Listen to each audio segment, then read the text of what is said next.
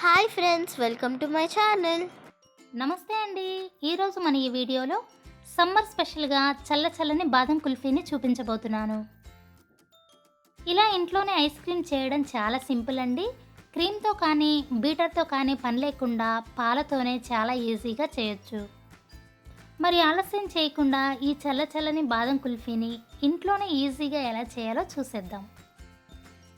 దీనికోసం నేను ఒక 20 బాదం పప్పుల్ని తీసుకుంటున్నాను. బాదం పప్పుల్ని ఒక గిన్నెలోకి తీసుకొని వాటర్ వేసుకొని ఒక 5-6 గంటల పాటు బాగా నాననివ్వాలి. 6 గంటల తర్వాత బాదం పప్పులు బాగా నానిపోయాయండి.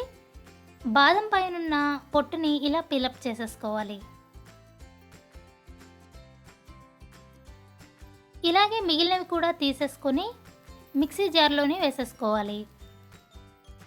దీనిలోనే ఒక 4 యాలకులు, కొంచెం పాలను కూడా వేసుకొని స్మూత్గా గ్రైండ్ చేసేసుకోవాలి. మరో గిన్నెలోకి ఒక స్పూన్ కార్న్ఫ్లోర్ని వేసుకొని కొంచెం వాటర్ వేసి ఉండలు లేకుండా ఇలా కలిపేయాలి.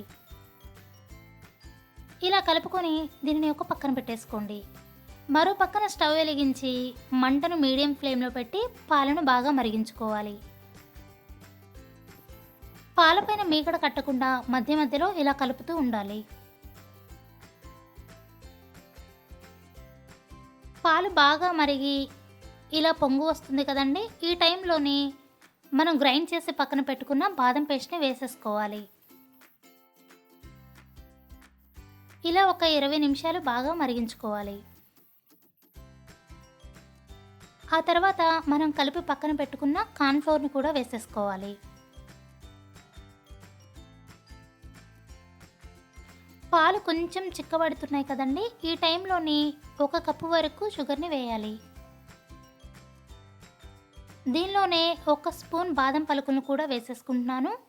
ఇలా బాదం పలుకులను వేయడం వలన ఐస్ క్రీమ్ తినేటప్పుడు మధ్య మధ్యలో పంటికి తగులుతూ చాలా బాగుంటుంది. పాలు కొంచెం చిక్కబడుతున్నాయి కదండి. ఇలా పాలు చిక్కబడిన తర్వాత స్టవ్ ఆఫ్ చేసుకొని పాలను పక్కన దించేసుకోవాలి. ఇలా కలుపుకుంటూ పాలను పూర్తిగా చల్లారనివ్వాలి. పాలు పూర్తిగా చల్లారిన తర్వాత వీటిని ఐస్ క్రీమ్ మోల్డ్స్లోకి తీసుకోవాలి.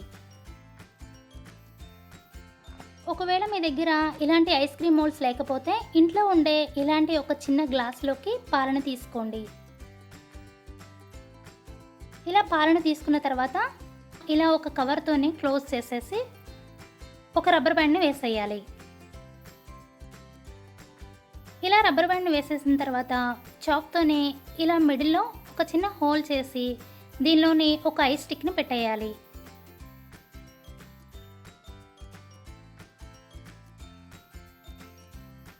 ఇప్పుడు వీటిని ఒక 8 గంటల పాటు ఫ్రిడ్జ్లో పెట్టేసుకోవాలి. 8 గంటల తర్వాత ఇక్కడ నేను మీకు చూపిస్తున్నానండి. గ్లాస్ని ఒక 2-3 సార్లు ఇలా వాటర్లో డిప్ చేసి ఐస్ క్రీమ్ని తీస్తే ఈజీగా వచ్చేస్తుంది. ఇలానే మిగిలినవి కూడా తీసేసుకోవాలి.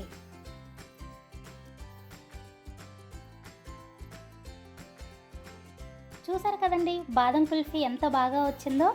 ఇలాగే ఈజీగా మీ ఇంట్లోనే బాదం కుల్ఫీని చేసి మీ ఇంట్లో వాళ్ళకి పెట్టండి. టేస్ట్ అయితే చాలా బాగుంటుంది. Please like and subscribe. Thank you for watching.